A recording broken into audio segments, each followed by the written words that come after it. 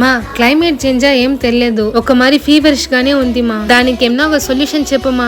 ఇంటిలో ఉండే వంటకు యూస్ చేసే వస్తువులు పెట్టి కషాయం చేసా.